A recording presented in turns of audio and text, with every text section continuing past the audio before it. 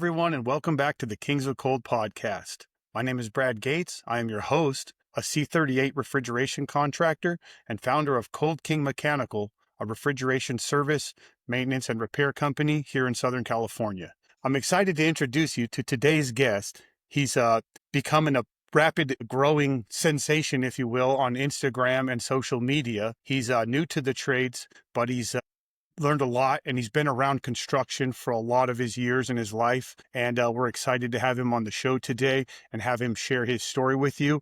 Today's guest is Mr. Hector Vidales, aka Blue Collar Heck on Instagram. Welcome to the show, Hector. Thank you, man. It's an honor to be here. Yeah, brother, appreciate it. We're gonna have a good time for sure. This podcast, dude. First one, huh? You're popping my cherry, dude. Popping the podcast cherry. Good shit. Good shit. Well, somebody's got to do it. It might as well be me, an old, ugly, bearded guy. That's great. It'll be a fun story for the rest of your life, right? Hey, yeah. I mean, this is where it all started. Yeah, it's some bearded man with a check mark on Instagram DM'd me, and was like, let's do it. Hey, it worked out, and I don't even have a check mark. See, you made that part up, but that's okay. I'll pretend. In my mind, dude. It was like the guy in the van. Hey, you want some candy? Man, watch out. I'm like, nah, dude, I'm diabetic. I'm cool though. Yeah. But hey, but if you got some Vito bags in there, throw me in. I got one sitting over here. It's pretty good. That's my spring promotion bag. It just showed up. Hey, I love those shits. Dude, no, they're solid. They're really sturdy. I had from trade school, I had got in one of the CLC bags. It was solid, but when I made that transition, dude, it's ridiculous. At first, I was kind of getting annoyed because of how sturdy it was, and then once I started really using it and getting more comfortable with it, I was like, dude, this thing, I could run this thing over. Yeah, once you break them in, they're like a good pair of boots. You got to break them in a little bit. I was running Vito bags way back in the day when I started 2009, 2010. I was buying Vito bags and I ran them. And then a couple years ago, I was like, let's just try these Cobalt bags, these fucking ones from Lowe's. And they were okay, but about $120 in per bag, $110. And then I've already replaced 3 or 4 of them fuckers in the last 3 or 4 years. And I'm like, dude, I might as well just stop using those things and go back to Vito. So I just recently bought me a blacked out tech pack and I love it. And then they sent me the CBLD bag for the spring promo. That little thing is dope. Dude, that one's sick. I have I have the TPLC right now. I got it from a giveaway. Dude, that thing's solid because I had the tech pack MC, so it was like a backpack. And dude, I had made like a pretty short video about this, but it's one of those things where now I'm starting to realize, dude, the better you are as a tech, the less tools you bring. So it's like you lighten your load, the more you know, because you start realizing dude, I don't need all these crescent wrenches and channel locks. You don't. For me, sometimes you do, sometimes you don't. I'm like, fuck it, more protein. The heavy bag's fine with me. I'll rather fucking have my shit up there with me, man. Especially when you're doing the bigger commercial and industrial shit. You got to walk across the parking lot, up the 40-foot ladder, quarter mile across the fucking building, and then you're like, fuck, I don't have the wrench I need. Then you're like, God, it's always the smallest thing too, dude. Always. It's the dumbest shit. But yeah, there's definitely you get used to what you do and don't need in your bag, and it's one of those things. So why don't you tell us all, how did this start for you? Yeah, so as you mentioned, I've been around construction my whole life. Shout out my pops. Okay. He's a general contractor based in mostly Los Angeles right now. Ever since I was born, dude, he's just always been hustling, always been working. He had a brief moment where he was superintending, little things like that. But in the end, he came back to his license. When I turned 18, and even throughout COVID, there was a lot of free time. So he would always kind of bring us along because for a lot of you guys who had construction dad slams, you don't see them as often, especially when something like where we live, his commutes are ridiculous sometimes. So we understand, at the end of the day, I never took it personal or if he missed a baseball game, he missed a baseball game. At the end of the day, I'm able to play in this game because of him. I'm able to be healthy because of him. So I know a lot of people kind of built up some kind of hatred and stuff, but it's like, dude, I promise you right now, they would much rather be sitting at your game watching you than whatever it is they're doing 100 miles away. And I feel like a lot of people don't see it like that. So a lot of times, obviously, sometimes it would be weekends. My mom would drop us off and spend the weekend with him, little things like that. And so I always kind of just been around it. I don't know if you ever seen these memes. I know we kind of grew up different eras, but it's like you'll be on the video game with your homie and your dad's like, hey, come help me in the front yard for 10 minutes. Dude, you don't get back on the game until the next day and midday. And it's like, my bad, dude, Yeah. my dad, and we went on a whole adventure. Yeah. So little by little, he's always taught me how to make the most with what you have. I'm sure this is something you can probably relate to, is being a bit of a hoarder when it comes to nuts, bolts, and screws and certain pieces of wood where it's like, I'm gonna need this one day. I see it myself now where slowly everything he's instilled in us, it's kind of Yeah. applying. And that's where it really helped me out with getting that smaller bag because I wasn't so familiar with the trade. So I had went to trade school. I started in 2024 Hmm. and then I graduated right before the end of 2024 in December. So come around February 2025, I was kind of like still working fast food, but obviously I wanted to get into the trade.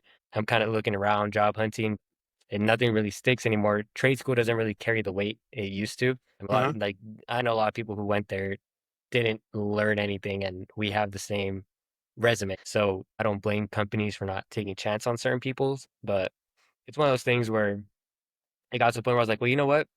Let me start a little maintenance business. So I was like, oh, I can clean condensers. So I cleaned our condenser, just got comfortable removing the panels and everything like that. So I ended up in May, I had started working with my dad for about on and off for about 2 months. Just whenever he needed a hand, I started working with him a little bit. So doing fast food part time. And then I had maybe put like $500 into it. I had made a LLC, got some general insurance, and then shirts, cards, a website, all that little stuff. I feel like I went in really fast and it didn't reflect immediately because I didn't know anything as far as being the business owner aspect of, dude, you have to know people, you have to have some kind of clients. I mean, I went into it straight up with no clients. So Uh-huh. that first week, dude, I think I just did one maintenance off of Facebook and I made probably like $40 off it. And but I had something to post. I had an Instagram, I started posting. And then what helped me a lot was when I started TikTok, I had my little LLC, shout out Dr. Coyle.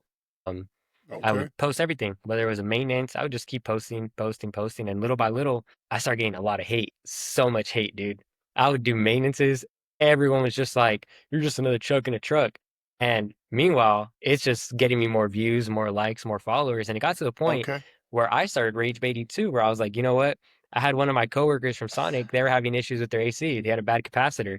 I think I charged them like $200 to do a maintenance and the capacitor swap. And I made a TikTok and I was like, how to make $1,200 in 5 minutes. And that video got like 100,000 views. Everyone They was just freaked like, out. what is wrong with you? It's funny because, dude, some people were literally saying, like, I know he's joking, but there's some companies that charge $900 for a capacitor. Yeah, And that's true. I'm like, dude, like, it's so funny because I would truthfully say all my following on TikTok is built from haters, like all of it.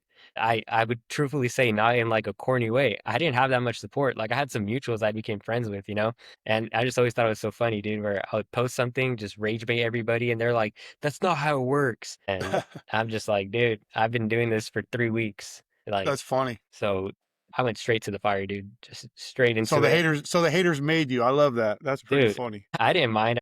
There's so many ways to make money online now, especially with like TikTok Shop. Dude, Yeah. it was funny because I actually made a couple $100 off of TikTok Shop. Okay. There's a little HVAC textbook, and everyone was saying that I'm only doing it for money. And when I had made a video, everyone was like, "Oh, maybe I should buy it. He's being for real." You may be blessed with some kind of talent, and obviously, you're going to be a natural. But Yep. dude, with anything, whether you want to learn how to skateboard, play a sport, a trade, if you're not putting time into actually studying it, Uh-huh. it's never going to stick because you're not understanding what you're doing. You're going to learn the movements. That's muscle memory. They're going to tell you, "Hey, swap a capacitor." It's you start learning it. It's Yep. not rocket science, but when you start really breaking down every component, how to trace things back, like there's a lot of Yeah. people, they'll replace contactors and transformers and they never trace back to even think about, hey, I wonder why this happened. And it's because that's how they're taught. So Yep. lucky for me, I went straight to the Wolves and I had a pretty good run in the summer. And then obviously, I like to do everything above board. I was very careful with what kind of clients I would take because, Uh-huh. there's that threshold of $1,000. I mean, look, I've been blessed. I'm not really in a position where I needed to be charging everyone something crazy Uh-huh. like that. Like if I can make 300 bucks off two maintenances in a day, that's more than enough for me. And I was happy with Yeah. it because it's Yeah. giving me enough freedom to, I was going to the gym at the time, playing basketball. I could make my TikToks and study. So it gave me a really good life balance. Come August, pretty much died out. At that point now, it's just if a family friend gives me a call like, hey, you think you can come check it out? I'm like, yeah. Huh. So I started working with my dad again and I had went full time with him. So I was in Long Beach for the most part. We had a couple projects in West LA, South LA, just all over. And then from TikTok, I had met this guy Chris. Shout out Beyond the Best HVAC. I kind of just reached out to him. I had reached out to a lot of companies, dude. I had a couple mutuals. I'm just like, hey, like I see you're in the IE, I see you're in SoCal. I'd love to, come shadow you for a day, see how you guys do an install, see how you guys troubleshoot, things like that. And obviously, I told him, I'm like, dude, I'm not really looking for money. I just really want to learn. And a lot of people, they weren't with it. They were just kind of like, oh, we can't do anything like that right now. I'm just like, it's all good, man. And then luckily, this guy Chris, actually, I think it's funny. He left me on scene for about 3 days, and then I was like, another one bites the Okay. dust, right? But he ends up messaging me back, gives me his number, we hop on the phone a little bit, and man, so we've been all in with that. He was able to get me in with the company too, so he got me a stable income, and then we're building his business as well. So very Okay. exciting. It's funny because I went to trade school for HVAC, and that's not even why I got an HVAC job. I got an HVAC job because I was working with my dad, and I learned how to do drywall. Like I'm not the best drywaller, right? But Uh-huh. he had an install where they had to re-put the drywall underneath the where their furnace was, and he was like, dude, I don't really mess with drywall. Like I can do it, but if you know how to do it, I'd love to bring you along. And he brought me along. I felt like it went great. And then I bring you around a little bit more. And dude, we've been going at it, getting ready for summer. I mean, we got a van right now. I put my health on the line. I got all these burns because everyone wants $1,000 to remove a wrap from a van. So we got this heat gun and just started going at it. Just started going for it. It's pretty much done. We're excited. We're gonna get the transmission fixed, get it up and rolling for summer. There But you go.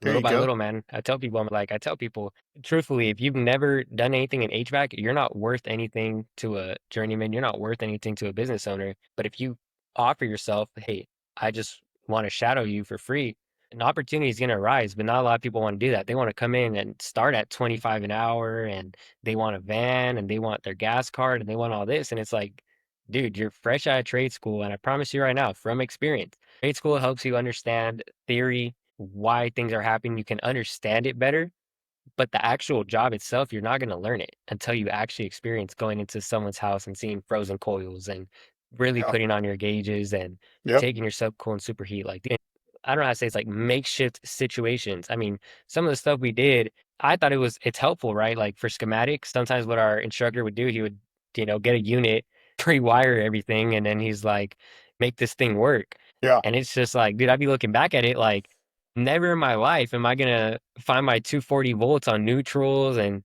all this stuff, dude. It's I all don't think that's true, bro. I've come across units all the time that some other dude was working on and he fucking moved shit where he wasn't supposed to. I was just working on one recently and it was wrong size motor. The motor was spinning backwards, everything else. The customer doesn't know. They see a motor spinning. They don't know that the motor's running backwards and they're just like, hey, my unit won't cool. Obviously, refrigeration unit, not an yeah, AC system, but it's a 208 volt motor. It's supposed to be 120, supposed to be counterclockwise, is running clockwise. I turned it on and the fucking air's spinning, blowing out the coil, but barely any because they're not scooped that way, the fan blades. So got it replaced. And I've seen probably dozens of times where somebody did something backwards and it still kind of worked and it was enough mm, for them to get paid and get the fuck out of there. And yeah, you got to figure that out. So I think trade school is very important because having a basic understanding of what you're talking about before you even start asking people for a job is very helpful. And something that you said is very important to me about you had drywall skills. You've mm, taken your skills and compounded them and made yourself valuable so that you could provide some value to the company. And also what you said was like, when you're a youngster, you want to show up and get that dollar immediately. You need to provide some value first. mm. Once you provide some value, then you can start to say, okay, what's in it for me? And that's when you can start to build your own value. When you were doing this, when did you realize that this could become something real for you? Dude, that second week when I started, I made $70, and then the next week I touched four figures, and I was like, "This is it right here." And I'm talking straight maintenances, and not even I'm charging 300. I was charging 75 if it's on the side of the house, Uh-huh. $100 if it's a package unit on top, Okay. 75 to $100. It's Had a pretty good. capacitor here and there. I mean, dude, you can live off that. Obviously, in the summer, that's when Right. seasonality really hits you as a maintenance person. So Right. that's what kind of sucks. But now that I kind of have this backing of a company, it helps me too because he's always been very, very lenient with us in the aspect where he's kind of like, dude, make your business cards, put your info on it. I don't mind. I've built this brand. I don't mind you guys using it. The only thing he is like, hey, if you have someone who you can book an install with, get it booked. Just bring the guys with us. Make sure all the other workers, they're getting their day. And I mean, I think that's pretty fair. If he's like, hey, if you have a neighbor or whatever, and do you have to do this job, the troubleshooting job, do it. If you want to show up wearing my hat, my shirt, dude, do it. I'm not going to tell you, pay me 10, 15%. That's your money, that's your job, that's all you. So that's one That's thing good. I've always respected about him, where it's like, I don't think a lot of people are gonna have some kind of mentor like that who's gonna let them borrow tools, show them how to Right. do things, and not expect something in return. Obviously, I feel like in ways, even if I can't help on the field, my dad has taught me so much where he's like, if you're just standing there, just go union. I don't have the money for that, you know? So I always thought that was pretty funny. It's just That's a good one. at that point, like we don't have that kind of money to be paying you 20 bucks an hour and you're just standing there. Like What they call at least The Caltrans guys, where there's 9 of them standing over there on oh the my fucking gosh, road, and dude. one guy's like in the hole working, and there's 9 dudes standing around watching him and shit. Dude, funniest thing. I had a job. I had to do some brazing. I didn't have my acetylene had ran out, so I'm in Westwood. And with my guy, he's like, dude, honestly, I don't really know any spots out there. He's like, if you look for a dike, I have accounts at these stores. If you find anything nearby. So obviously, West LA at like 3 p.m. on a Thursday, traffic was horrible, right? So Nightmare. so I'm driving down. I'm at a stop sign, whatever. There's a building being built, and see some guy. He got all these stickers on his hard hat, his little stop and slow sign. He's on his phone, and he's laying in a specific way.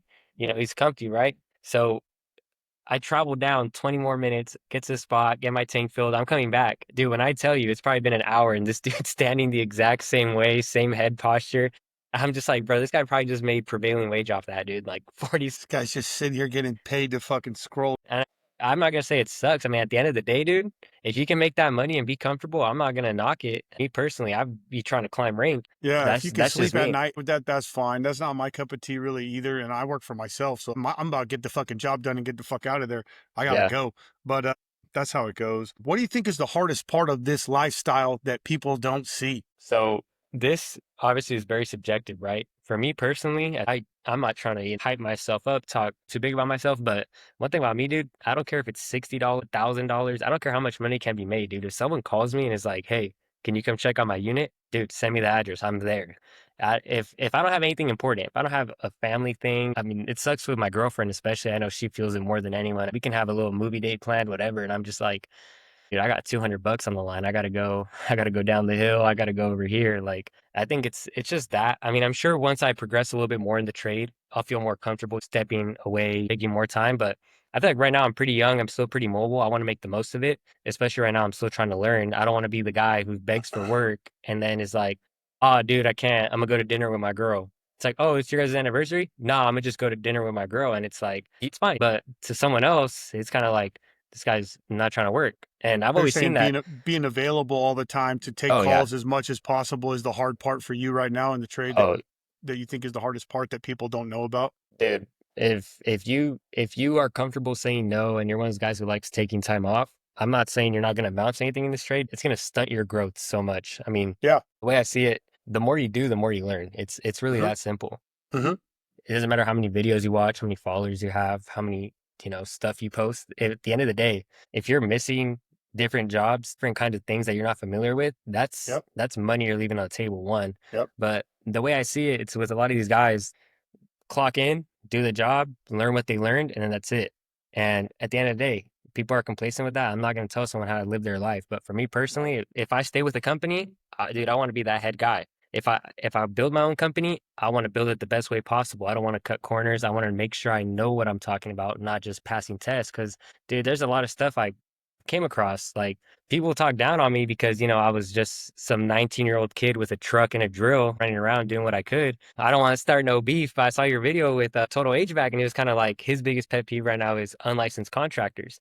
I'm not knocking that. I get it. To you guys, it makes it harder for you guys to get business because someone like me, my only overhead is getting my truck there and getting it back. I don't have to charge 150 bucks because I had to, lose an arm and a leg to maintain my vehicle or pay guys. So what you have to charge 500 bucks on, I can charge 250, and at the end of the day, we'll probably walk away with the same amount of money. So I get where he's coming from as far as the unlicensed aspect, but there's a lot of customers who can't afford to pay a company's overhead. They can't afford four, five, $600 on a capacitor, but they can afford 250. And I don't want to call myself a superhero, but dude, my bread and butter was helping those elderly people out who have these crazy quotes, $2,200 for a new blower motor. And I'm like, I can order it right now. It's 200 bucks, shoot me 400. I'll get it done. So obviously now that I'm a little bit more with the company to keep more things in mind. I can't just think for myself because Oh, I think your view on that will change. That's one of those things that when you're young and you're just like, hey, I'm just a squirrel trying to get a nut. And then you Mhm. start to go, wait a minute, there's a different side of this. We had some friends Friday night talking about insurance and this and that. And it's like, well, sure, should everybody have insurance? Well, it's all fun and games till your car gets destroyed by somebody without insurance. So it's like there is a reason why we have all these licenses and these insurances and all these things in place. It's to keep the consumer essentially from getting fucked over. So yeah, at the end of the day, you can go with the cheaper guy, but if he burns your house down, you're yeah, fucked yeah. and he's fucked. So I mean, there that's where I see is where he's coming from too, where there it's is like, a give and a take from it. And for me, I honestly don't lose too many jobs from unlicensed contractors, but it is kind of frustrating when the customer's looking at you going, can you match this quote? Fuck no. I'm not and trying to match that quote. it's a That guy's not LLC. going to match my quality. That guy's not going to match the amount of security that you have going with my company as a licensed and insured and bonded company. I Yeah. have all those things in place for a reason, not to mention 20 years of experience. And not to knock the kid who figured out how to change a blower motor, but that doesn't necessarily mean that it's always the right way. And if those Mhm. one weird thing does happen and that house catches on fire, it didn't even got to be your fault. You're on the hook. Yeah. That's why for me, dude, I mean, there's actually the biggest thing I learned. Shout out my instructor in trade school. He was teaching us the order of operations. He Uh-huh. threw in a step. He said the first thing you do is you have the customer turn the unit on. So obviously I'm posting on, all these apps, Facebook, Nextdoor, maintenance 75 bucks, maintenance 100 bucks, whatever. There's a lot of shady people. I had a situation where I show up and it was kind of a sketch neighborhood. I'm up in the high desert, but it wasn't the nicest area. But at the end of the Uh-huh. day, someone's got to do it, right? So, I kind of show up. First, no one's answering, and they were kind of like, "Oh, you can just come in." And I was like, I felt a little iffy about it. I called them and I was like, "Hey, is the unit around the back?" I was like, "Yeah, I'm gonna just take a look at it first." So they came down eventually. We are kind of talking a little bit, and I was like, "Okay." I was like, "Would you mind turning it on from the thermostat?" And they're like, "Oh yeah, it's just down the hall." And it's like little things where I'm like, I don't want to touch this unit until you turn it on. Like that's my kind of reassurance where I don't even want to be the first one to touch the thermostat because you never know. All it takes is you turn it on, nothing happens. They're going to be like, it was working right before you got here. Luckily, I never got to experience anything like that, but there's a few times where you can kind of tell when someone's a little bit hesitant and then they Uh-huh. end up do have an issue where they were trying to kind of blame you for it. So that's why I was always very important for me. And that's one thing I like to tell techs too is, dude, you got to understand, not a lot of people are great people. They are going to try to trick you into taking responsibility for this, for that. And obviously, I always hope for the best. I don't like to give people the benefit of the doubt, unfortunately, because there's a lot of people who get ruined like that. Dude, for me, let's say I made $5,000 last summer doing that, right? Great. What if I had one instance where this guy's like, my thing was working just for you? Well, there goes my $5,000 right down the drain. So everything I just Yeah. did was to buy this guy a new AC. So I Yep. always like to protect myself, keep them protected. I told them I always kept it very clear with troubleshooting. I would charge $45 unless they were a little bit farther out. I would show Yep. up. If I can't diagnose it, you don't have to pay me anything. If I get to a point in your system where I have to pull something out that I personally don't feel 100% confident in my ability to put it back in the way it should be, I'm going to let them know. I'm going to be like, hey, this is a little bit more intricate than I thought. If you're okay with it, I'd like to continue. If you'd rather call someone more established, more professional, I have no issues with it. I'm not Can going to you get mad at imagine you. your surgeon saying that to you? Dude, exactly. That's why I tell people, I'm like, bro, I'm like, dude, do you Can know you who I imagine your am? doctor being like, look, I don't really got a license and shit, but Uh, I read a book about this and my homie, he told me how to do it. So like, I oh mean, I man, could save you a lot of money. So it's dude. kind of the same. It kind of goes Hey, along that lines for me where if I'm just if I like, have hey, if I have two doctors, right? If I have two doctors, right, and one of them $10,000, I can cure your diabetes. The other one wants $1 million to cure my diabetes. Hey, man. if they can both do the job, that's for sure. That's for Hey, sure. But if one of them's going to kill you doing it, you're going to go with the one hey, who costs more money. hey. But Because you if know it what? kills you, But I'll die knowing that I made it to the King of Cold podcast, so I'm not hey, worried there you about it. go. There you go. And that's a pretty lofty goal in life right there There for we go, sure. dude. That's a pretty lofty goal. Not too many people have knocked this one off their list. As a matter of fact, you're going to be episode number 10. There we go, man. Lucky number 10, bro. So we're Low, rolling low, along. We're doing our thing. You're number 10. nice.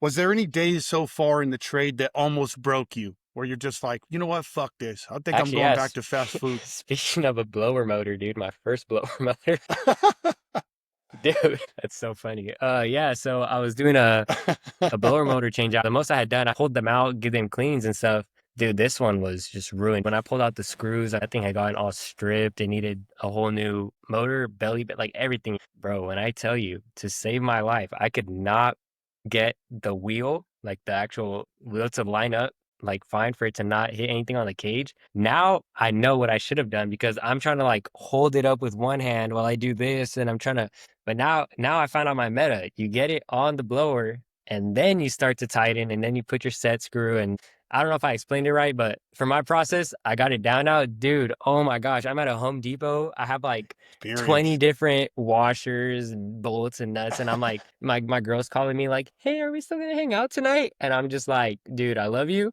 I don't Don't know. don't talk to me right now, dude. I'm actually like crashing out in a Home Depot parking lot. Like, why won't they go Yeah, in? yeah, yeah, yeah. And then luckily I came home and I told the client, craziest chuck in a truck thing, dude. I told the client like, yo, Chucking. I have hardware at my house. Do you mind if I take it? I come back.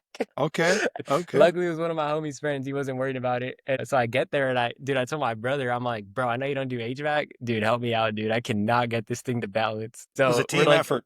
dude, we're like in my garage, like all my neighbors are looking. I'm just like crashing out, and my brother's like, "All right, lift it up," and we're just like barely getting it.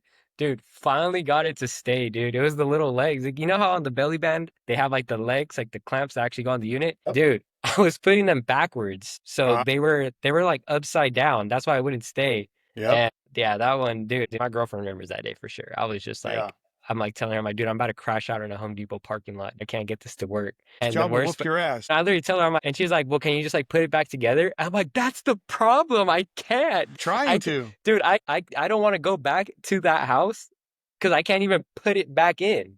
I can't put Yeah. it together. I'm just gonna leave it in there. So shout out my brother too, dude. He saved my butt that day, So, dude. and that's what I was saying earlier about you with your instructor trying to fuck with you on stuff because I show up on jobs that somebody else was fixing and there's Uh-huh. not a wire on anything.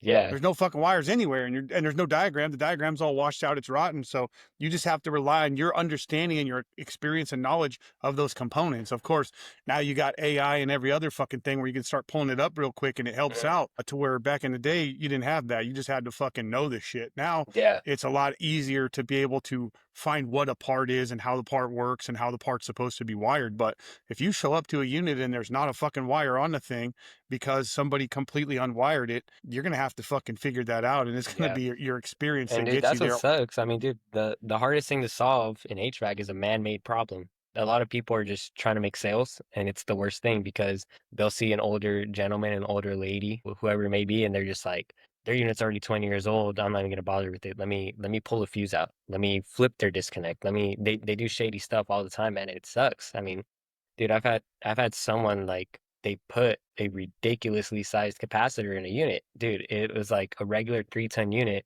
And when I look back, I had looked it up, ChatGPT, everything, trying to find it. Uh So it huh. needed a 45.5 capacitor, dude. They had put a 80 and then a 10, like two separates. And Uh I'm huh. just like, bro, what the heck is like, and they're like, yeah, well, we had someone come and fix it, but we didn't really use it for a while. And then that was like last summer. And I'm like, bro, they were trying to blow your unit up, dude. They're trying to cook that shit. And because the first thing that's gonna happen is that compressor is gonna go, and you already know heat exchangers and compressors, any of those go, at that point you're better off just getting a new unit. So I always Yeah, try to, sometimes depending on age and everything else. I mean, I'm kind of on the flip side of the coin, and we talk about this almost every show with people fucking trying to rip off old people. My mm, neighbors are going to be famous one of these days just from me telling this shit. But somebody chopped their wires off on their shit. Their heater wasn't working. yeah, I went up there. There was literally fucking wire connections were cut off and the wires were just hanging there. And I'm like, motherfucker, put them back on. It fires right up. And I'm like, dude, you got to be kidding me. They were told they needed a whole new system. Shit pisses me off with that whole fucking thing. And we talk about it almost every show, but it's like, dude. And on the other side, it's like, this new stuff is garbage, dude. If I tell oh, a customer they need a new unit, they fucking need a new unit because I like old shit and I like mm, making the old shit run and I like fixing the old shit. So yeah, if I can make that thing run for a couple grand rather than 10, 15, 20,000, and it's going to be just as efficient, the efficiency does matter too. If it's not going to be efficient or not run properly or cost you a fucking arm and a leg and electricity where the new one's going to save you, then yeah, I get it. But it's got to be a legit ass, you need a new unit for me to say that because this new stuff is just dog shit. They build yeah, it to, man, going back to man-made problems, like you said, this shit is engineered to die. in 10 years now. It's not designed to be 15, 20. You probably got a refrigerator in your grandparents' garage or your dad's garage somewhere that's been running since your Perfectly fucking fine. dad was a kid. And that shit was engineered and built a long time ago. And that's how the Yeah. old school shit is. So I like to try to keep old shit running. And maybe that's a fault to me where I'll never be a billionaire, but I'm okay with that because I'll sleep good at night knowing that I didn't fuck people over. Because like for me, dude, it's the same thing where if I can keep someone's unit running for another 2, 3 years, I know when they finally do need that, it's like marinating, dude. That's how I see it. At the end of the day, I would love to make a couple thousand, $100, off Money this in the install, bank. right? I'd love to make some money in the bank, but if I can keep this thing running for 3 years, they know when I tell them, hey, this is going to be the summer where you're finally getting a new condenser and coil, they're gonna trust me enough. And a lot of these people, dude, it's like straight to it, no foreplay. They just, Nothing. hey, how are you doing? What's the problem? No, the problem is you need a new unit for Yep. $30,000 and I Yep. can do it tomorrow. And it's like, Yep. what? Yep. And dude, it's ridiculous. I have a personal vendetta against comfort advisors. What, dude, there's so many industries where these are things that people want. I think something like heating and cooling is not a want, dude. People need to stay cold in the summer. They Yep. need to stay warm, right? This is a need. It's not a want. You Yep. can want something quieter, right? At that point, if you're gonna sell someone a $60,000 unit because it's top of the line, Train, Lennox, whatever, they're gonna sell them the top of the line, whatever. Okay, that's cool. That's a very specific customer. It's a customer I've never met in my life who just wants a brand new unit just because they Yeah. don't like how the other one makes a noise. But there's a big culture now with a lot of these companies. And you know what? I'm gonna come out here and say it. Dude, this is one of them. That company is terrible. I've never met anyone in this field who works for them, and I've never met anyone who doesn't work for them that's like, that's a cool company. They deserve everything they have. Dude, they're selling units for $30,000 to $40,000. Everyone's making commission. You go in as an apprentice, you don't learn the field. You go in as an apprentice and you learn how to make phone calls. You learn how to sit down. You wear a button up to work, dude. And it's like, I'm Yeah. not gonna hate anyone for having that kind of job, right? I don't want to think I'm hating on this guy because he has it easy. It's like, dude, you are taking advantage of people to an extent because you you'll say enough for it to sound fixable, but you're not gonna follow up on it. You're gonna go straight to, but you really do just need a Just new fucking unit. sales, sales, sales And for dude, sure. it's sickening, dude. That it makes me sick to my stomach that people can just do that. Dude, I feel terrible telling a 70-year-old woman that their capacitor is bad and I'm gonna need $200. Like if I'm being Yeah. generous, right? If I'm doing more work here, if I'm doing a maintenance, I'm already making my 150, whatever. I give them a deal. I'm not too worried about it, right? Yeah. So I make enough here, so the company's good, I'm good, everything is good. But it's like, dude, someone would see that and sell them a new unit. And it's like, oh my gosh, They dude. do it So all the come. time, and it pisses me off. And I think that morals and ethics need to have a higher place in our trade overall. There's a bunch of people out there chasing the almighty dollar, and they're kind of fucking us over as a whole, and they're giving us a bad name. I get a lot of customers that I have to, learn with. And earlier when I was saying money in the bank, I mean, like, once my customers know that I will keep their shit running as long as it's realistic, as soon as I say we need to replace that, they don't even ask how much. They just say Yeah. go. That's the money in the bank that I'm talking about. The relationship is built up, the rapport is built up, the trust is built up because I've saved it so many times and I gave them a fair price and I made money. And when it is time to replace something, they don't even question it. Most of my customers have been with me for 3, 6, 9 months, and some of them years now. They don't even ask for quotes. They don't give a shit. They just say fix it. So it's a beautiful thing once you build that rapport and you actually are helping your customers. But for me, I got a conscience and I got to worry about that shit. And sure, I could make a lot of fucking money just selling units, but that's not my cup of tea, man. And I mean, for me, it's like, dude, I would love doing an install, but I wouldn't love selling it, dude. Like at the end of the day, if you have to sell it, you have to sell it. I get it, right? Well, But it even sells then, itself. If it's dude, really dead, it sells itself. If the thing's fucking dead, it's you not have even to have a sale. new one. Like, bro, Yeah. here's the thing though. Even at that point, you shouldn't know how to do sales. You should just be able to tell them. Like, you just have to let them know, like, dude, your unit's shot, dude. Then Yep. that's it. It's gone. It's And it's gone. like I could try to bring it back to life, but you're gonna end up dropping six, no pun intended, $6,000, $7,000 on Yeah. repairs. And next thing you know, dude, it's still not working. So now they have to Was pay. I supposed to react to that somehow? Was I supposed to be all, yeah, yeah, yeah, yeah, I get that. I don't know what the fuck that is. I'm too old for that shit. Dude, I was leaving it in 2025, dude. It came back. Yeah. It came back Yeah. to haunt Well, me. you put it out there, bro. You put But it I mean, I out always there. tell people, I'm like, bro, I have no problem with salesmen, dude. Go work at a deal. a car dealership, go be a real estate agent. I'm sure you can make more money selling a house than Yeah. selling an AC unit, dude. I think it's just Sales is fine. Sales is part of the gig, and for me, I get it. sales is me explaining to my customer why they need what they need. Mhm. Because I'm a qualified technician and I troubleshoot and I understand and I verified. My background with huge industrial refrigeration, you don't get to fucking guess when you're telling the customer the $100,000 compressor needs to be replaced or the $500,000 fucking whole compressor package unit, the separator and everything needs to be replaced. You don't get to guess because if you go put that shit in and it doesn't solve the problem, you're gonna have some fucking explaining to do. You know what I mean? Yeah. That's my background, but the parts sell themselves, the equipment sells itself, and you don't need to make shit up. It's dead or broken or whatever, because enough shit breaks and enough shit dies in this trade that you're going to have work to do and you're going to have parts that need to be replaced. So the Yeah. sales take care of themselves. But the next thing I'm wondering is, what does blue collar mean to you? You call yourself blue collar heck. What does blue collar mean to you? Dude, so I used to be Dr. Coil, right? And then I was just Heck Diesel. That's my nickname. And then I don't know if you heard that blue collar anthem where it's like my collar's blue, but mine is red. You heard it? Yeah, No, I think I heard it. with the SpongeBob meme. So I had Yeah, put that SpongeBob meme as my profile picture. I made my thing blue collar heck because I was kind of like in between HVAC and general construction. And when I was working with my pops, I was just posting whatever like construction stuff related, and then yeah. sprinkling in some HVAC. So and I just ended up making it blue collar heck. I kind of like it. It has a little ring to it. Blue collar heck. That's cool. Yeah, I like it. Your page is doing pretty good and stuff. So, I but what mean, does blue collar as a whole mean to you? What does that mean to you? Like, what do you think about it? dude, Like, what does that I, mean? I'm not gonna lie to you. I think that shit's corny as fuck. Okay, okay. Shout out all my blue collar guys, dude. Some of them they be doing too much, dude. Like Damn. I get it. I promise you right now. I don't think a lot of people who complain about work go through half of what I go through on a day commuting in SoCal and being in all these attics, being the only skinny guy on the crew and things like that. I never complain about it, dude. I love it. I think people see the stigma behind it and they join just to complain about it or flex about how hard their life is. And it's like, dude, you're a jackass. There's a shortage, but there's still a million other people in your same position doing the same shit as you, not complaining. It kind of started off like as a joke and then it just kind of stuck. You heard it here first, folks. Blue collar heck thinks blue collar's corny, and you complain a lot. Now we got it. Jeez, Dude. that's Oh, not what I was expecting. they're, That's not they're, what I was expecting. But dude, hey, they're your dude. answers, not mine, bro.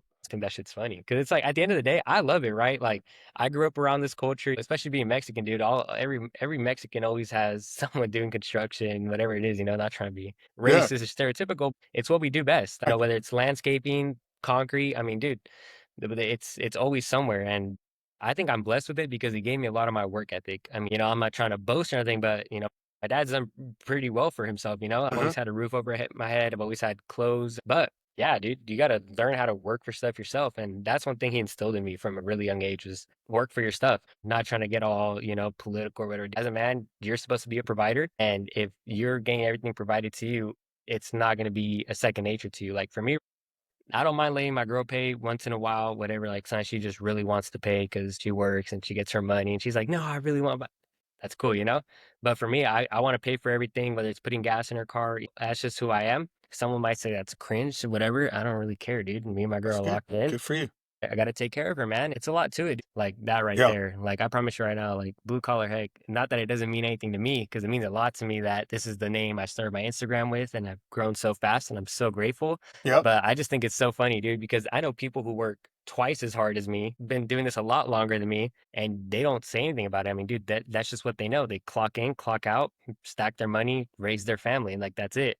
So And there's a to lot of me, that's people. that's real blue collar on my end. The guys that Yeah, just get up and do the grinding and they just fucking go for it. And I get it, you're gonna complain. I have days where I'm just like, motherfucker, that was terrible. dude, But like, there's a reel I've I been doing saw. this so long. Yeah. Dude, the realest thing ever. It's like my dad raised a complainer, not a quitter. I'm gonna get it done, but I'm gonna fucking complain about it. That's right. That's right. We have the right to complain about that motherfucker at the end of the day, but Dude, I try not absolutely. to do it. So, do you think social media shows the real grind, or do you think it just shows the highlights of what people are doing out there? Good question.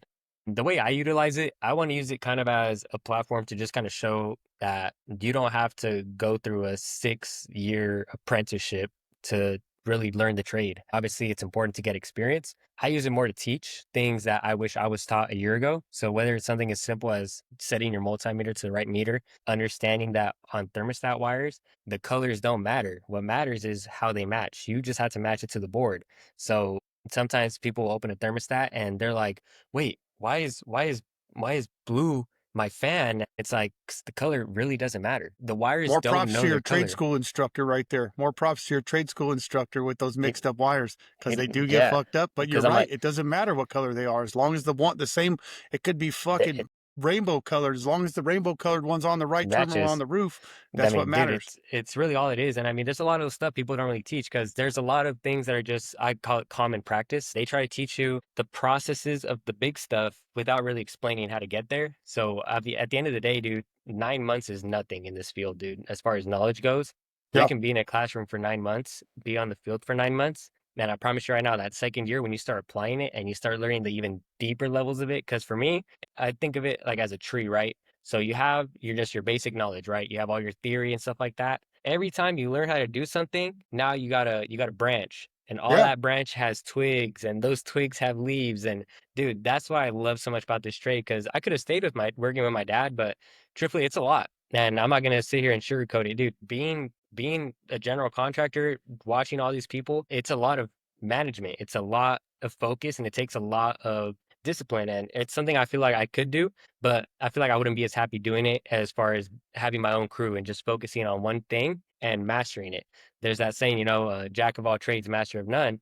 I would rather be a master of one, dabble in a little bit of everything. And I'm sure you've experienced this as well, especially with HVAC. It's so versatile. You're going to touch into plumbing, you're going to learn schematics, a little bit of electrical, and HVAC A as lot of itself. electrical. It's really easy to stem off into the other things. When you're gonna frame out for your ducts, you start doing framing. Sometimes you have to do drywall, like I got to do, and you have to do a little bit of everything. I'm not saying that other trades don't do this, but with HVAC, it's limitless the amount of skills you need to learn, and it's just so much to it. And I love it because I'm one of those people where like I kind of like problem solving and things like that. It's something I've always liked to do, especially in the field. So troubleshooting has always been one of my favorite. You Yeah, I know, like it too. it's fun, dude. Especially it's like so rewarding when you finally find it, and it's like that shared moment of relief between you and the customer, where it's like, oh my gosh, it's Especially if finally you go on a working. job where there's fucking 2 dudes, 3 dudes, 5 dudes, 10 companies have been here. And like I said, with my background in big industrial, there's no like, well, we'll just leave it off. No, there's millions of dollars worth of product in there. This motherfucker has to be running. We got to get it right. And we can't just keep replacing compressors or doing whatever the fuck we've been doing. We Mhm. have to find this problem. We have to fix it. So there's not a lot more rewarding than when you find a problem that, a bunch of Other people people couldn't find couldn't. before. You're Yep. just like, yeah, fuck yeah. Yep. But going back to what you said about the tree, that was gold right there, by the way. That was a beautiful analogy. But do you, I guess, realize that with your background from your dad's stuff, that you already started with a pretty damn good tree when you showed up Oh, on day one? So, like, you're young and you only been doing this a long time. How old are you again? I just turned 21.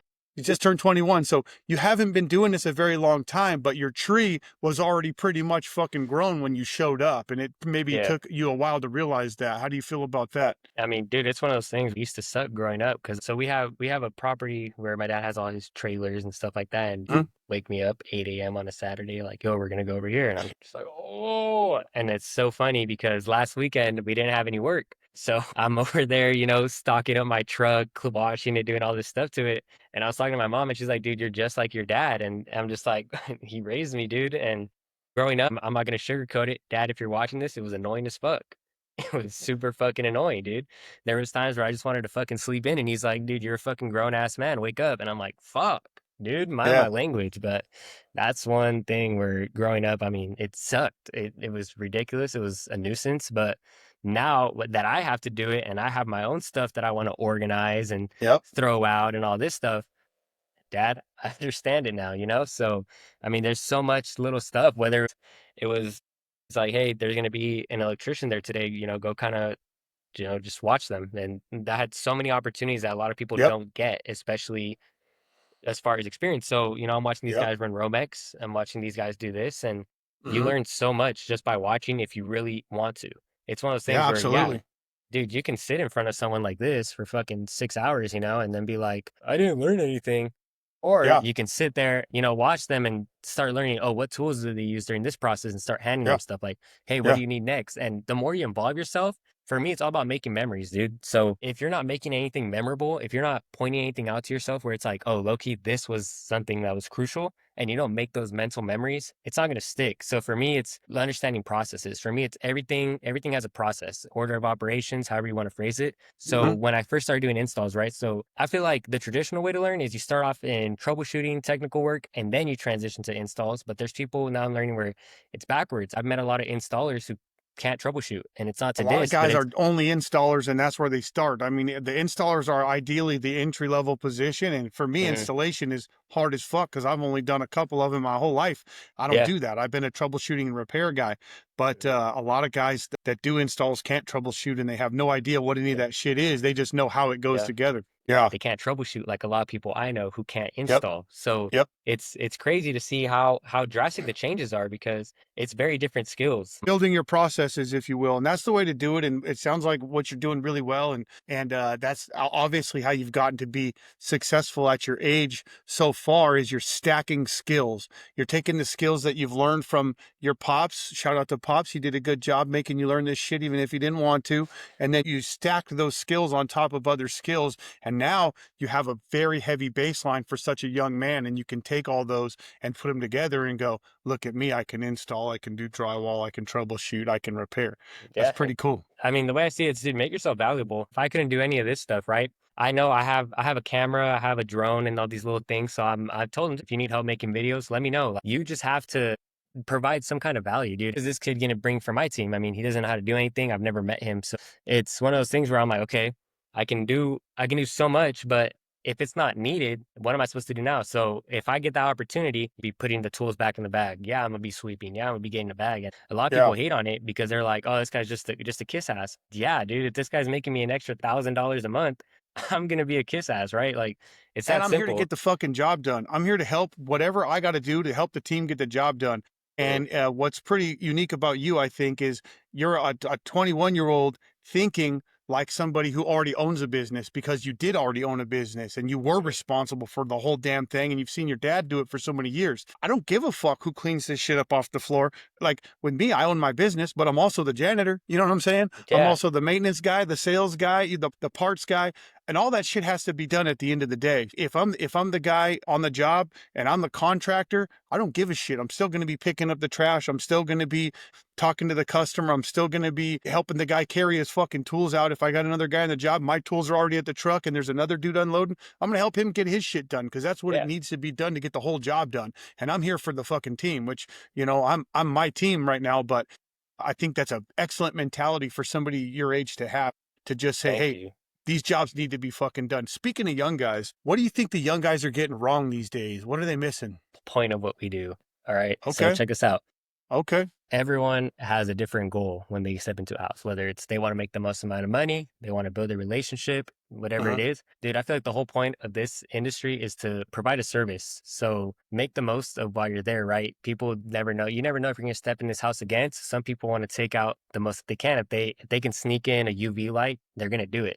But for me, it's I'm trying to fix the reputation that HVAC techs have because I had so many clients tell me like, hey, the last guy came here, shook my hand, seemed nice, comes down with a $3,000 bill. I didn't know anything that was going on. So I feel like we need to understand what we're doing to people is we're providing a service and they're trusting us with providing them the comfort they need in their home. So with any service-based business, you gotta understand, imagine you're in the homeowner's position where you're about to sign a check for a couple five figures, whatever the job may be.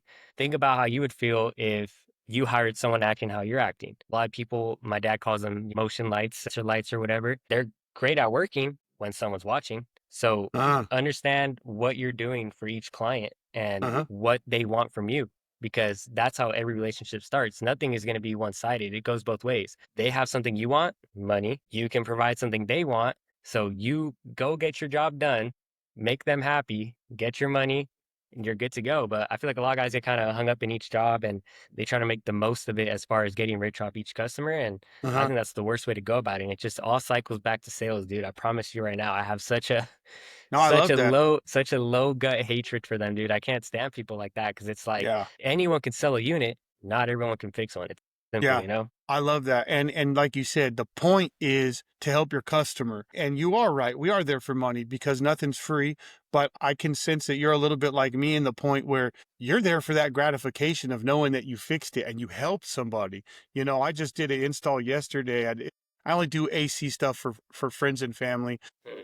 I just did an install yesterday. These folks are elderly. They're older folks. They haven't had AC in their house in SoCal Man, for 40 years. 40 years, bro. And I watched this dude sit there and go, I don't think I ever remember being this comfortable in this house. And we were just testing the AC. And I was thinking about how comfortable and happy he's going to be all summer long with his AC running after 40 years of not having it. And for me, man, that's just as good as any paycheck or any money. like, dude, Like, I'll I'm here take for that that. over $1,000, Yeah. but whatever the commission these guys might be making is, but Yeah, it's like, we did it for money too, but I mean, I think you're in the right place as far as that's the point. The point is we're also here to fucking help people, and we do need money. It's a business, right? I get yeah. that, but we're here to help people at the end of the Well, day, yeah, and nothing actually, feels better than solving that problem. it's funny you said that, dude, because now I'm thinking about it. I remember I posted a video about that one time where, because someone had like asked me like if, because I was helping somebody out, like an elderly lady, and I Uh-huh. had made a video about it, and I think I only charged her like $50 for going out there. She had a blown fuse. One of her 24-volt wires was grounded, Uh-huh. so obviously I didn't charge her for the 5 feet of thermostat wire I used, right, or the fuse. I'm like, dude, Right. you're about paying $50. These things are adding like $5 in materials, right? Elderly lady, so I got it done, and I'm still getting hate comments. I'm doing the right thing. People are like, if it means so much to you, why don't you do it for free? And it's like, dude, as much as I would love to, this is still a business. Like, I love my job enough to the point where I don't need to get rich off it immediately. I know if I keep stacking these small days, busy days, early mornings, late nights, it's Yeah. all going to come back. It's all a process. Because even if I make $100,000 my first year, but I spent that whole year just taking advantage of people. I can't sleep at night. Integrity is one of my business's core values, and I fucking remind myself of that because you got that little sneaky voice in the back of your head that's like, "Oh, we can do this," and you're like, "No, that's not Mhm. what we do here." Yep. Integrity matters to us, and it's something that we live and die by. And it's one thing I run that filter through my integrity filter with almost everything I do with my business. Yeah, no, that's the way to go about it, dude. I mean, honesty is always going to be the best policy for me. I mean, I always tell people too, straight up, if I'm checking someone's capacitor and it's supposed to be at 45 and it's reading me at 42, right? It's right there, right? Unit's working. I'm gonna let them know. I'm like, hey, your unit's working fine. This capacitor is a little depleted. I'm gonna be honest with you. You Yep. can you can let it go until it dies. As a technician, I wouldn't recommend it just because when it does go out, I can't ensure you that everything in your system is going to stay healthy because Uh little huh. things, those little pops, those little things is what causes damage to the units. Right. But if you want to wait until that problem arises, power to you. At the end of the day, it's your home. I want you to make a decision based off what you're feeling, Yeah. and Yeah. 9 times out of 10, they're just like, well, let's just get it done right now. And I'm like, awesome, let's do it. Yeah. Because Perfect. it's the reassurance. I mean, because would you rather have someone tell you that or someone tell you, if you do not swap this out right now for $300, your unit is going to blow up in the summer? Yeah. Gloom and doom. Your Gloom and whole doom. I seen those family guys. your whole family is gonna be burning hot all summer, and when I come back to fix it, I'm gonna charge you double, and it's like, Yeah. "What?" You're Dude, gonna some people die. Yeah, they're just fucking terrorizing people dude, I mean, essentially. dude, it's pressure points. I mean, dude, it's sales 101, there if it's a guy like you, right? You have kids, they're gonna be like, the last thing I'd want is for your kids to be hot all summer, you know?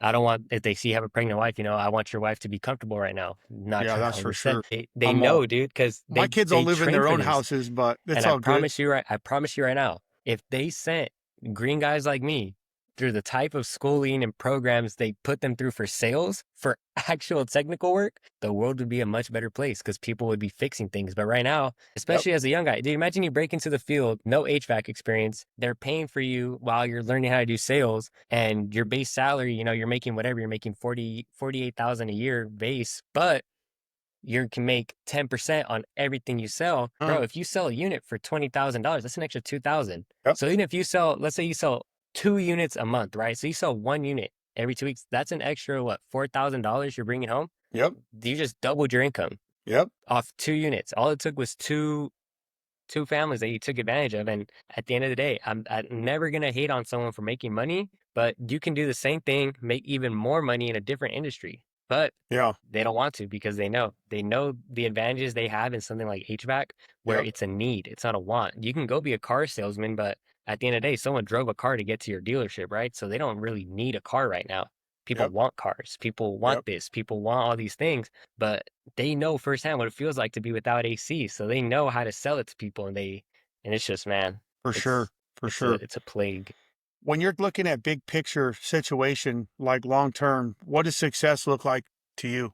Truthfully, I just want to be in a position where I have my family, they have a roof over their heads. As much as I would love to get them everything in the world, I know that they don't need everything in the world. I don't want my kids to grow up spoiled, but I want them to be blessed. I don't want them to feel left out if some of their friends are going to Six Flags and they need $100 for their ticket. I don't want to be the guy saying no. So for me, I just want to be in a position where I can comfortably have a roof over my family's head, Uh-huh. reliable transportation, food on our tables. And same thing with my dad. I mean, my dad had that same mentality. He's like, I'm always going to keep you guys fed, roof over your head, and if there's money left over, we can get some nicer things. He got his Can-Am, he has his toys, and it's but at the end of the day, he never put anything like that before us. So I Uh-huh. kind of want to follow that same thing. I want to put myself in a position where I'm making enough money to be comfortable, take care of my family, and if after 5 years of setting aside the right amount of money, I'm able to buy myself a nice little toy, whatever it may be, great. But at the end of the day, it's just passing the baton to my son, my daughters, whoever it may be. Good for you. Yes, Good for sir. you. I like that. What is one truth that you think people need to hear? Something everyone needs to know is job site safety is no joke. A lot of people like to make fun of the guy wearing gloves. I mean, at the end of the day, the situation you're in, but dude, get your OSHA 10 and actually do it. I know you can just go through it, but get your OSHA 10, learn about ladder safety, learn about proper PPE, learn little things, because if you Uh-huh. ever make that jump from residential to commercial, that's when they really start nailing guys for that stuff. They pay people a comfortable salary to walk around with a hard hat and a vest and make sure that none of you guys are violating OSHA standards. Safety guys make a lot of money, dude, and their number one goal is to find people, following rules. So I think educating yourself on job site safety is actually a truth that, as much of a B word move it might sound, dude, you got to take care of your body. You can't make money if your body's broken down, That's a great and answer. big thing for you guys real quick who are like, well, if I get hurt, I get workers comp. Yeah, if you weren't following OSHA protocols, they're not going to cover you. I just want you to know that right now. Same thing. If you get in an accident and you're not wearing a seatbelt, they're not going to cover your injuries. It's the same thing for a job. And that's a lot of things people don't think about, where they're going to launch an investigation. You're not just going to get a check for $200,000 and go take care of your Right. back. No, they're going to look Right. into it and be like, okay, so he fell off a roof. Did he have his safety harness? No. Yep. How was his ladder set up? Was he falling 4 to 1 for every 4 feet? Is he a foot back? Oh, he had his ladder straight up. Yeah, no shit, it fell back. So I feel Yep. like it's little things that my dad taught me that helped me a lot too, especially when I got my OSHA 10. I mean, all this stuff I already knew, because when he did his OSHA 30, I mean, I'm right there with him. Uh-huh. Dude, it was the worst thing ever, dude. Like, you're sitting through this robotic voice talking about field job safety, rule number 1 for Yep. 30 hours. And they don't let you off a minute early. You can't skip through that shit. Oh They'll make you my god, sit there for the dude, remainder. you can't even go in times two speed, bro. I think that's the greatest thing in recent technology, is how if you hold down on like a video, it goes times two speed. Yeah, I Because did sometimes that shit. because I I did don't that like to, 30. It's no joke. man, dude, it's ridiculous. But I think that's a big thing people underestimate. People are so focused on getting their contractor's license, their EPA. I think the OSHA is just as important, especially if you have goals to get out of residential and go commercial and industrial, where, dude, that stuff is ridiculous. There's actual dangers in this field. I That's where want you people should to be looking. I'm thinking we already had to talk about this. That's where I think you need to be looking at. Anyway, that's that's where the party starts at, and you'll have a fun time over there if you ever do decide. It's just my 10 cents, and if you ever want to go check out some big plants, let me know. We'll go do it. What's your advice to the next generation, since you're so close to these young bucks out there?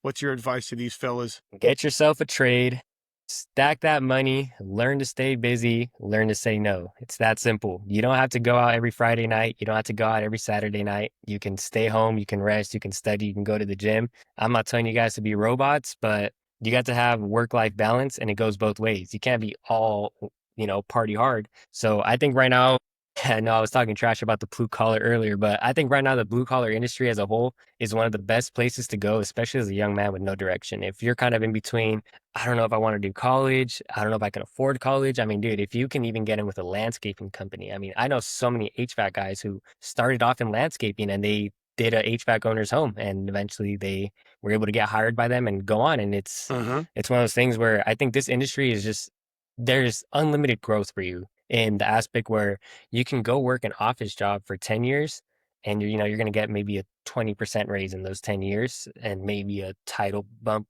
Dude, after a decade in a trade, if you really apply yourself, there is no limit to where you can put yourself at. Because I've never met anyone who applied themselves 10 years to a trade who didn't automatically get to that six-figure mark. It's one of those things where most people hit it after the 5-year mark. Yeah. And if you start with your license, dude, there's no telling how much you can make, but it's all about applying yourself. This is one of those things where there's no fluff or filler. What you put in is what you're gonna get out. If you go union, obviously I mean, me personally, doesn't really align with my future plans. But Mm-hmm. dude, union's a great option, especially for guys who are in a position where they're trying to make money, they're trying to have good hours, they're just trying to work, but they don't want to do their own thing. I think it's great because it's a Yep. lot of pressure owning a business. And I think a lot of people don't realize it until it's too late. Mm-hmm. And like for me, I've seen it and I know it's what I want to do, seeing the behind the scenes, learning the technical side of it, running the spreadsheets, doing the 3-week look aheads, all that little stuff, dude. I love it. I love all the logistics. As much Yep. of a nerd as I may sound, I hate it, but I love it because Yeah. you're watching everything get built from a whole. You're watching Yep. it. This is like your baby that you're building. Yep. So whether it's your day-to-day projects or your company growing every year and things like that, seeing something like that grow, I think is so beautiful. Love that. So I think it's just something where if you don't know what you want to do, buddy, go get some boots and a hard hat. I'll That's see right. you I out here. love that. Get some boots in the hard hat. And before we're wrapping up here, shout out to your pops. He raised an excellent young man. And Thank you, you sir. should be proud of yourself. And I'm sure he's proud of you for coming around and realizing all the stuff that was bullshit when you were younger is actually the real deal. And he's given you a really solid foundation for being who you are today. And I'm excited to kind of watch your journey and see where you go in the next few years as you mature and you really start to grow that tree of knowledge that you talked about earlier. And I'm looking forward to watching it happen, social media and wherever else. So where can people find you if they want to connect with you and see what you're up to? Yeah, so Blue Collar Heck on all socials. I'm on YouTube, Facebook, Instagram, TikTok. I'm not on TikTok as much right now, guys, as far as DMs, but Instagram, if you shoot me a message, if it doesn't look scamish, I'm going to answer always. I'm never going to get too big headed. I don't care what companies are sponsoring me. I don't care how many followers I have. If you hit Uh-huh. me up, if you ever have any questions, if you need advice on anything, I'm always here. Yeah, Cool. simple as that, dude. Just shoot me a DM. It might take me a while because sometimes they go to requests, sometimes hidden requests, but Uh-huh. I have no issues, free game, man. I'm just like you guys. We're all humans. So I love that, man. And I appreciate you being on the show.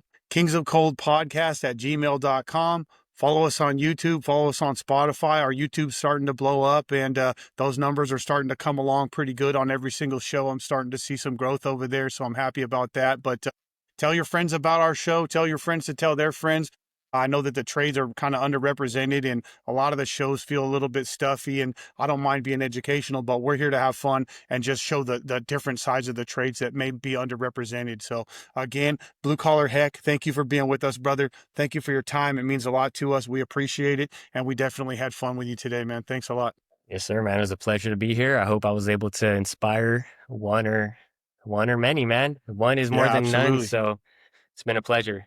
Fuck yeah. Thank you, brother. Appreciate it. Yes, sir.